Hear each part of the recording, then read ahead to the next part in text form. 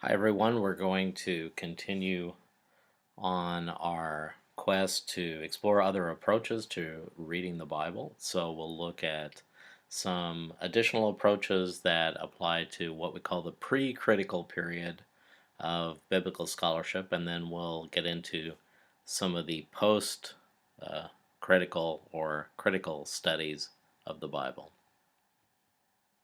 So, just to review a bit from last week, we talked about two specific methods of looking at the Bible last week. And the first one being allegory. So, if you remember what allegory is, that's where you look at a text from the Bible and through a process of study, you derive a secondary meaning from looking at the text. And our class example was a story from the creation story in the book of Genesis, where the four rivers that are mentioned in Genesis chapter 2, according to Philo of Alexandria, who lived about the time of Jesus, that those four rivers represented four specific Greek virtues. So, where the allegory is where the text stands for something else entirely. And then we talked about Midrash, and Midrash is a process of looking at places in the Bible where there are anomalies or gaps in the text, things that don't quite make sense, and focusing on those as points for elaboration, theological exploration, and trying to get at the meaning of what's going on in those gaps. So, our classic gap for this particular class, um, we looked at the stories of Cain and Abel, and more specifically, where did Cain's wife come from, or someone mentioned in the discussion, who was Cain afraid of that would come along and kill him when there were only three people left on the earth. So those are really strange things that the text doesn't explain, but ancient interpreters uh, focused very heavily on those particular spots in the text and looked at those as points to be interpreted. And as you might remember from last week, allegory was more prominent among Christian interpreters and Midrash more prominent among Jewish interpreters. So, a couple of other early approaches to looking at the Bible we should talk about, and one that you should be very familiar with already, and that is looking at the Old Testament as prophecy and the New Testament as fulfillment. And this way of reading the Old Testament goes all the way back to the New Testament. So you can find many, many passages, particularly in the Gospels, that say, as it was written, such and such and such. And then you can see how the author of the Gospels is pointing to specific events in the life of Jesus and saying these are a fulfillment of a prophecy that was already mentioned in the Old Testament. So hopefully that's very familiar to you. A second one that might be slightly less familiar, but I imagine that you've encountered this before, is something called typology, or another variant on the same theme is called figural reading. So last week, I asked you to read the story in Genesis 22 where Abraham nearly sacrifices his son Isaac on the altar. And Christians, for probably since the very beginning of Christianity, have read that story of Abraham and Isaac in light of the death of Jesus. So, where Abraham is giving up his son as a sacrifice or near sacrifice, God actually gives up his son, Jesus, in Jesus' death on the cross. So, Christians have often looked at that story in Genesis through the lens of the events of Jesus' life. So, this is often called typology, where people would say that Isaac is a type of Christ, that he, in a sense, represents Christ. And so the Old Testament is sort of read through the lens of the events of the New Testament.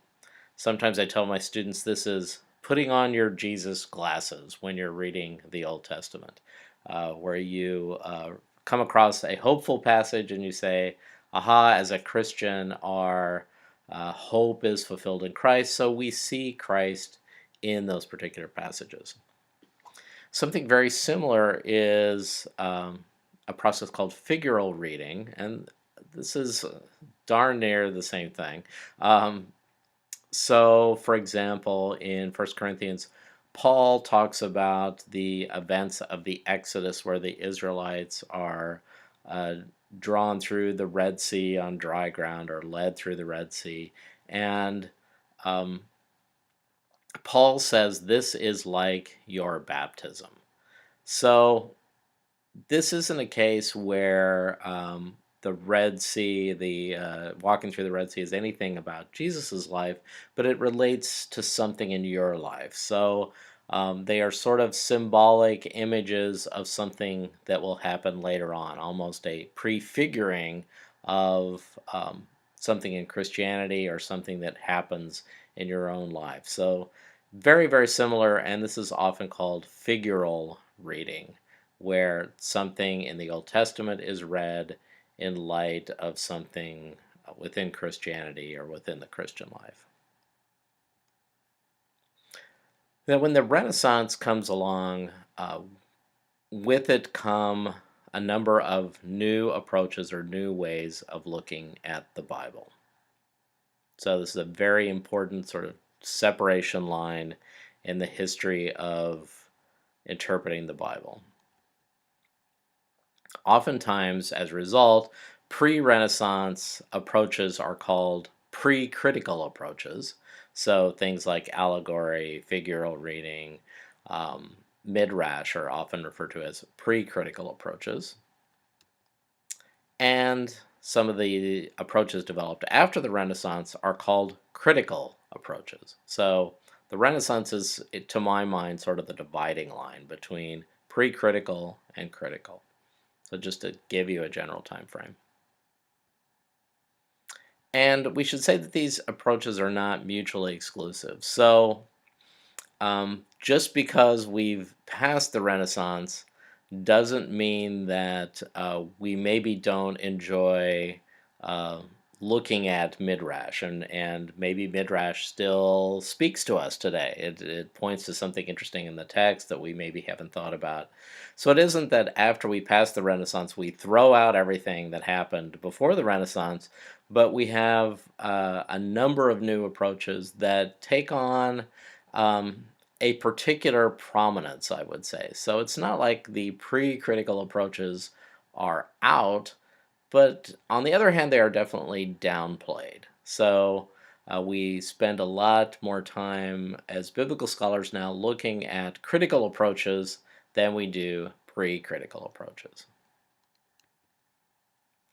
So what do we mean by the term biblical criticism? You've probably heard this before and maybe have wondered what it is. Maybe it sends shivers up your spine. I'm not sure. So we should talk about that. First of all, it's not criticizing the Bible. In other words, not trying to tear down the Bible. But it does ask some questions, or question some earlier approaches. And biblical criticism asks specific types of questions about the Bible. For example, who wrote the Bible? That's not a question that many people prior to the Renaissance, a few people, but not too many people, were particularly worried about. Did the events in the Bible actually happen? That's a very modern type of a question. How did the documents in the Bible come together? So thoughts about the process of writing the Bible is a newer, in the scope of history, a newer type of question. What do we do when the manuscripts of the Bible don't agree? So if we have the Latin Vulgate and we have a Hebrew text and we have maybe a copy of the Bible from the Dead Sea Scrolls that dates to around 200 or so years before Christ, What if they don't agree, and how do we figure that out? How do we determine what the best reading is? We ask questions about what literary techniques do the writers use. So maybe just like you might take a class in Shakespeare and look at Shakespeare's plays in terms of plot and character and a literary development, um, you might take those same skills and apply them to the Bible and see what kind of literary techniques the writers of the Bible use. Um, and how might the Bible be male biased? In other words, because the Bible and the copying of the Bible involved probably men, educated men, how might the Bible be biased against women or biased in favor of men? So those are questions that fall under a general category of biblical criticism. They are critical questions. So, to start off and talk about some of the early history of biblical criticism, I think is important. And I would say the first real figure of biblical criticism is Martin Luther. So, you're probably familiar with his name. 15th century to 16th century, a biblical scholar in Germany, big reformer of the church. Here's a nice photo, not a photo, a painting from Cranach. Now, Luther was very critical of allegorical approaches to the Bible. So remember, our stock allegorical example is this idea that the four rivers in Genesis represent four Greek virtues. And Luther wrote a nice treatise on a particular allegory that was popular in the Middle Ages, and this is one called The Sun and the Moon. And if you'd like more information on this, the Wikipedia article is actually pretty good on this. And if you recall, in the story of creation in Genesis 1, the Bible talks about the creation of the sun to give light by day, and the lesser light of the moon to give light by night. And in the Middle Ages, a popular allegory of this passage was that the sun represented the Pope and the moon represented the king, and that the Pope's power, this light, this power of the Pope, reflected on to the king, but that the king's power was really a mere reflection of the Pope's power. And so, really, this particular passage of the Bible was used in a struggle between secular royal power and church power. And Luther thought, in a nutshell, this is all made up. This is not really something that the biblical writers were thinking about when they actually wrote the Bible. So he was not at all fond of the allegorical approaches because he thought they were, first of all, very subject to manipulation.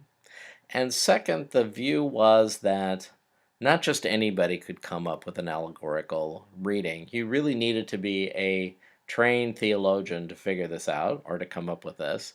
And in Luther's mind, this really diminished the role of the average person, because how is the average person going to know that the four rivers in Genesis represent four virtues? So Luther thought that this system of interpreting the Bible really had a lot of problems.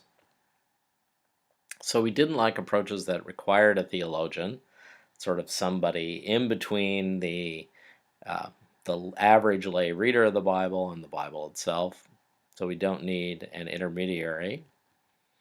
Some of Luther's other revolutionary ideas, I would say, first would be his assertion that some parts of the Bible bear Christ more than others.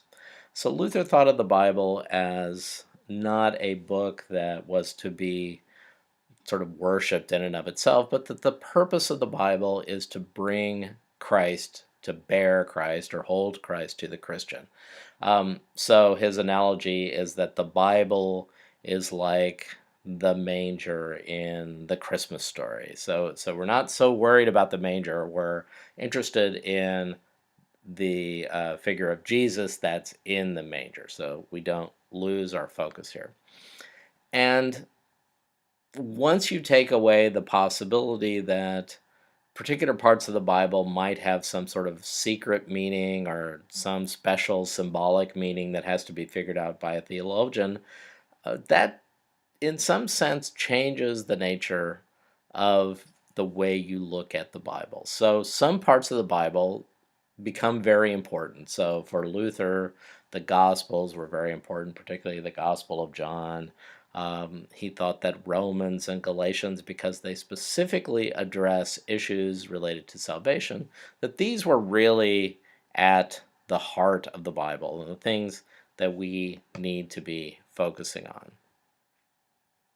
So conversely, some parts of the Bible, honestly, really, in Luther's mind, don't have that much spiritual purpose or little or no bearing on salvation. So I know I mentioned the first week in somebody's commentary that Luther said that the genealogies are kind of boring and that really they don't convey a lot of spiritual value to the average person. So he would say that there are parts of the Bible that really aren't all that exciting or all that interesting, which you might find either appalling or refreshing. I'm not sure. Um, Another illustration here that I like to talk about is when Luther translates the Bible into German, he writes an introduction for each book of the Bible. And he gets to the end of his project, he's working on the book of Revelation. And basically, he says, I have no idea what this book is about. It is confusing. I can't figure it out. Um, Feel free to read it, and if you have great insights, go for it. Um, but I really don't gain a lot of spiritual value from this book. So, in a sense, Luther is developing what will later be called a canon within a canon. In other words, that there are certain parts of the Bible that are really important, and that there are parts of the Bible that if you don't know anything about, that's probably okay.